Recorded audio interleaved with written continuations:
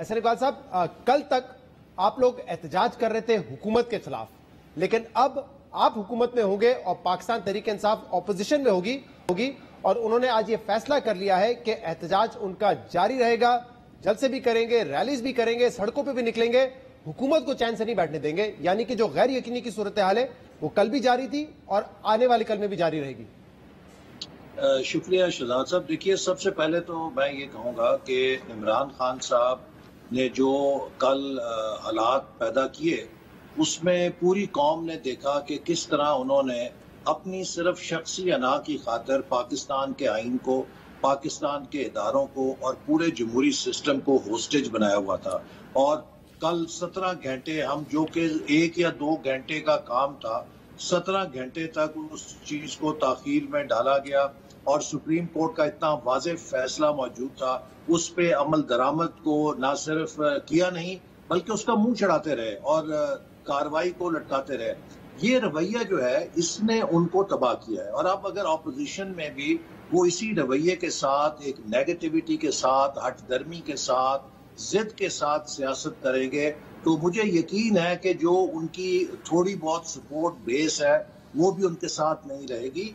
यकीनन अब वो हुकूमत में नहीं है, ऑपोजिशन में है। हम नहीं चाहते कि हमारे ऑपोजिशन से वो ताल्लुकात हों जो उनके अपनी ऑपोजिशन के साथ है। हम ऑपोजिशन को एक लेजिटिमेट प्लेयर समझते हैं डेमोक्रेटिक सिस्टम का, और हम कोशिश करेंगे उनको रीच आउट करें, उनको साथ लेकर चलें। जो सियासत है उसमें वो हम पर तनकीद करें, वो हमसे इख्तलाफ करें, लेकिन जहाँ कौमी मामलात हैं वहाँ हम सबको इत्तफाक राय पैदा करने की सलाहियत पैदा करनी चाहिए और मिलकर काम करना चाहिए।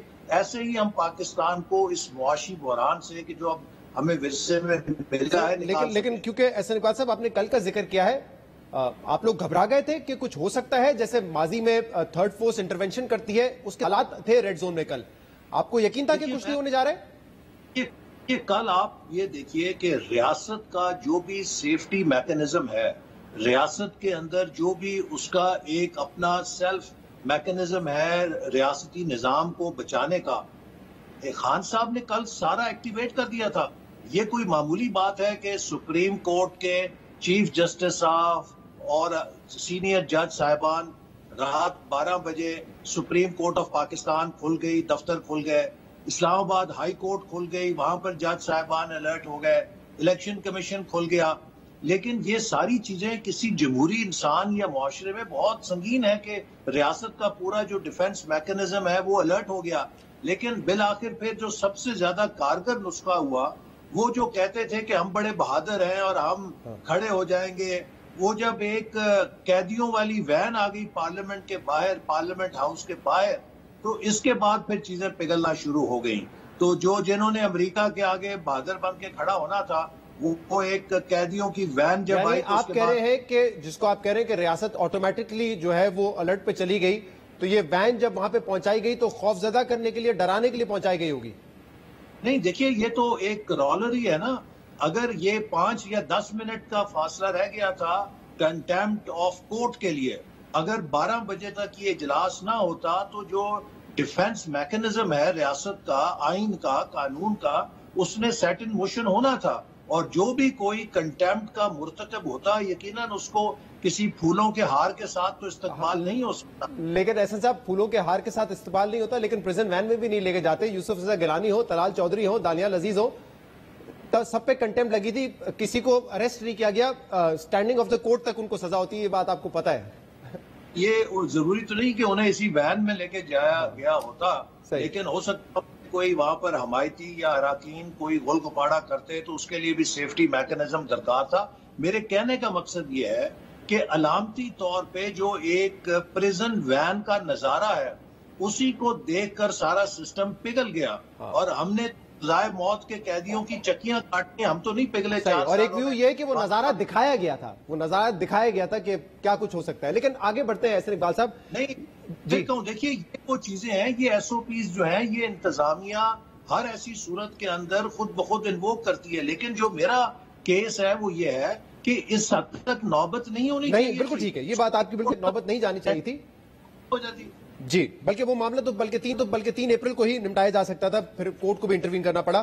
اچھا یہ بتائیے گا کہ اب آپ کہہ رہے ہیں کہ اس اپوزیشن کو آپ لیجیٹمیٹ اپوزیشن تصور کریں گے، لیکن تحریک انصاف نے تو آج ایک اور فیصلہ بھی کیا ہے، کور کمیٹی نے کر لیا ہے اور پارلیمانی پارٹی نے اب اس کو انڈورس کرنا ہے، اور وہ یہ فیصلہ ہے کہ اگر شہباز شریف صاحب وزیر اعظم بنیں گے تو تحریک انصاف قومی اسمبلی سے استعفیٰ دے دے گی اور شروعات قومی اسمبلی سے ہوگی. تو پھر کیسے آپ اپنی حکومت چلا سکیں گے جتنے مہینے بھی آپ چلانے کا ارادہ رکھتے ہیں اگر ماس ریزگنیشن آ جاتے ہیں تو؟ دیکھیے پہلی بات تو یہ ہے کہ خود تحریک انصاف جب اپوزیشن کہا کرتی تھی کہ ہم این بلاک استعفیٰ دے سکتے ہیں تو یہی وزیر اور مشیر اور ترجمان کہا کرتے تھے کہ اس سے سسٹم کو کوئی فرق نہیں پڑے گا، جو قانون ہے وہ حرکت میں آئے گا اور ان تمام نشستوں پر جہاں سے اپوزیشن استعفے دے گی ہم بائی الیکشن کرا دیں گے. تو جو ایس او پی تحریک انصاف نے اس وقت بیان کی تھی وہ موجود ہے. اگر یہ استعفے دیں گے تو جہاں سے استعفے دیں گے وہاں پر اپوزیشن جماعت کا جو بھی رنر اپ کینڈیڈیٹ تھا اس کی صورت میں اس جماعت کو ہم سپورٹ کریں گے اور بائی الیکشن میں ہمارے لوگ جیت جائیں گے. لیکن ہیونگ سیڈ دس میں سمجھتا ہوں کہ ابھی بھی جو تحریک انصاف کی پارلیمانی پارٹی ہے اس کی اکثریت استعفے دینے کے حق میں نہیں ہوگی، کیونکہ یہ ایک بڑا ہارڈ ارنڈ رائٹ ہے جو انہوں نے لیا ہوتا ہے. وزیر اعظم سابق عمران نیازی صاحب جو ہیں ان کے گرد چند غیر منتخب لوگ ہیں جنہوں نے کبھی حلقوں کی شکل نہیں دیکھی، نہ کبھی وہ انتخابی سیاست میں رہے ہیں. انہی کے مشوروں سے وہ اس دن تک پہنچے ہیں اور ابھی بھی وہ اسی قسم کے مشورے دے رہے ہیں. اور آج ہم نے شاہ محمود قریشی صاحب کی جب نامینیشن پیپرز اور دوسرے کینڈیڈیٹس کی اسکروٹنی تھی تو جو خان صاحب کی لیگل ٹیم کا رویہ دیکھا تو مجھے اس سے پھر خوف یہ آ رہا ہے کہ انہوں نے ابھی تک کوئی سبق نہیں سیکھا. وہ سارے فارمولے جس سے یہ اس حال میں پہنچے ہیں یہ بدستور اسی راستے پہ چلے جا رہے ہیں، لہٰذا ان سے کوئی خیر کی توقع کم از کم مجھے زیادہ نہیں لگتی. ایسے صاحب آپ کہہ رہے ہیں کہ جب اپوزیشن نے پی ڈی ایم نے یہ فیصلہ کیا تھا کہ ہم ماس ریزگنیشن دے دیں گے تو اس وقت حکومت نے کہا کہ ہم بائی الیکشن کروا لیں گے، لیکن اس وقت پی ڈی ایم اور انکلوڈنگ یور سیلف آپ کہتے تھے یہ ہو نہیں سکتا کہ 150 سیٹ پر الیکشن ہو جائے. تو اب یہاں پہ تقریباً 120 قومی اسمبلی کی سیٹیں ہیں، چلے 10-15 شاید لوگ نہ دیں، 100 لگا لیں، پنجاب میں 100-125 لگا لیں، خیبر پختونخوا سے 94 ان کے وہاں پہ ممبرز ہیں، وہاں پہ بھی استعفیٰ دے دیتے، تو یہ تقریباً 300 سیٹ پر الیکشن کروانا کیا ممکن ہوگا؟ آپ حکومت چلائیں گے یا الیکشن میں جائیں گے؟ الیکشن کمیشن پہلے ہی کہہ چکا ہے کہ ہم تو الیکشن کرانے کی صورتحال میں نہیں ہے، پھر وہ بائی الیکشن کیسے کرائیں گے جو کہ قانونی اور آئینی تقاضا ہے؟ دیکھیے پہلی بات یہ ہے کہ جو اپوزیشن کی اس وقت استعفے دینے کی صورت تھی وہ یہ تھی کہ 800 میں سے تقریباً 450 سیٹوں پر اپوزیشن کو نمائندگی ہے اور پورے سسٹم کے نصف سے زیادہ اگر اپوزیشن مستعفی ہو جاتی تو وہ ایک سیٹ جوڑ تھا. لیکن تحریک انصاف کے پاس وہ عددی نمبر نہیں ہے کہ یہ پورے سسٹم کو جوڑ دے سکیں.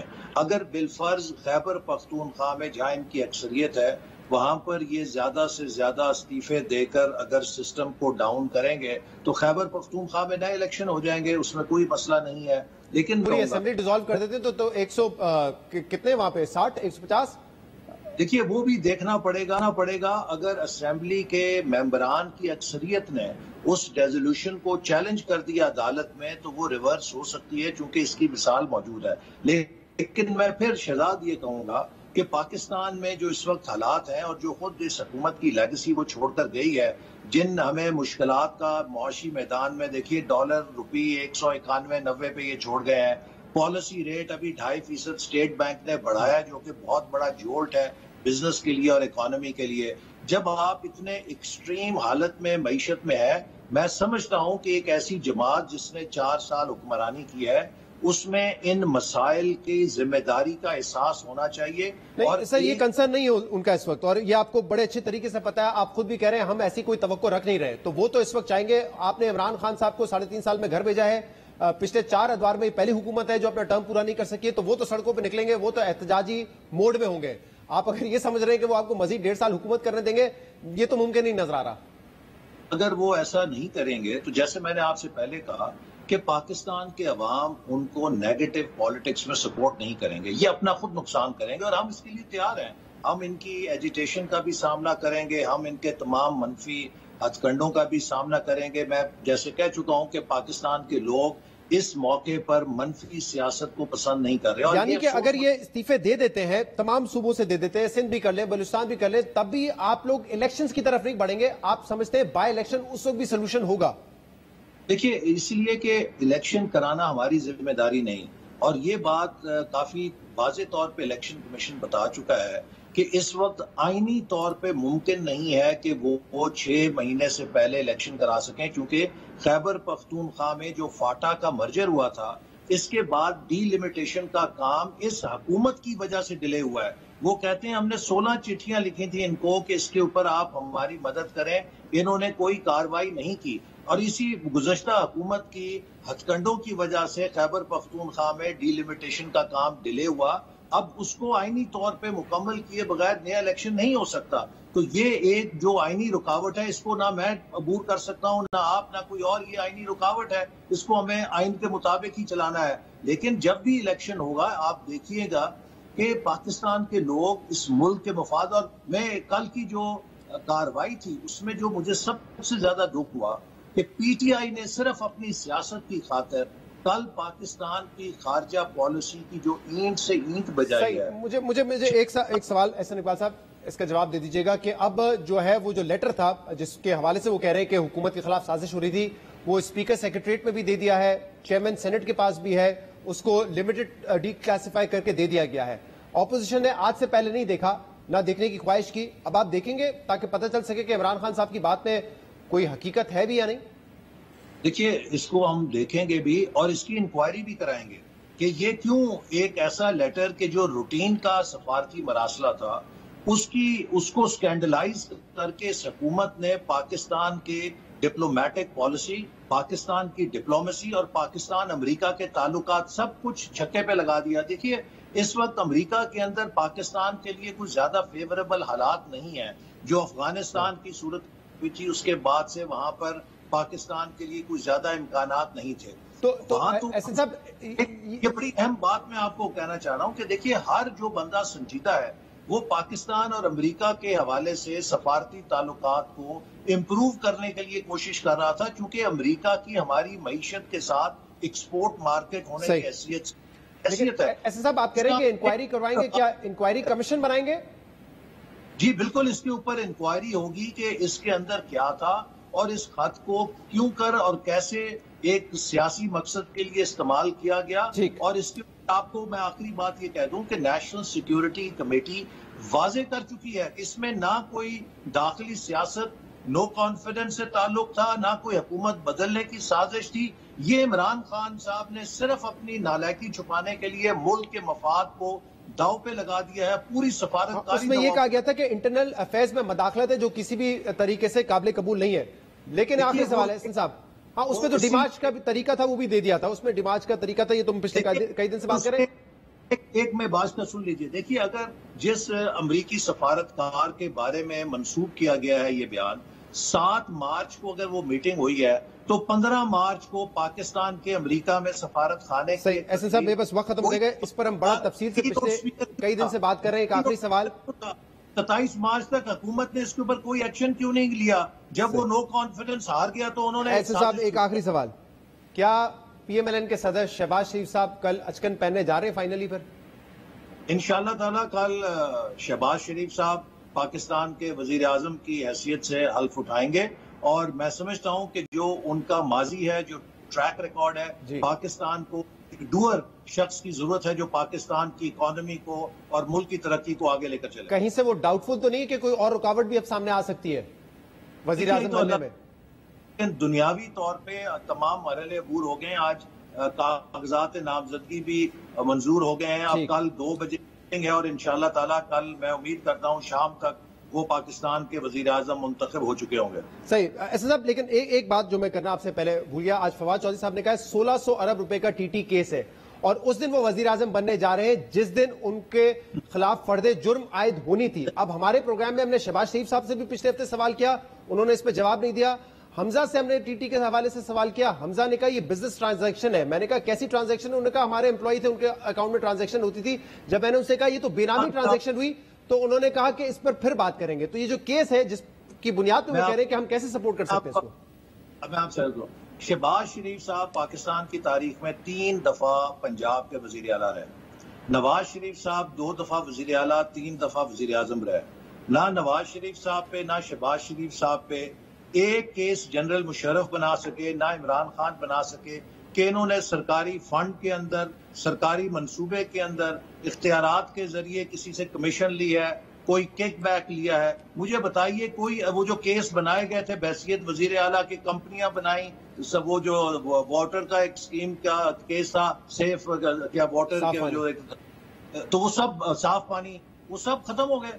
ایک کیس ان کے پاس سرکاری عہدے کے مس یوز کا، کرپشن کا میرے پاس وقت بالکل ختم ہو چکا ہے. احسن اقبال صاحب آپ ہمارے تھے، آپ کا بہت بہت شکریہ.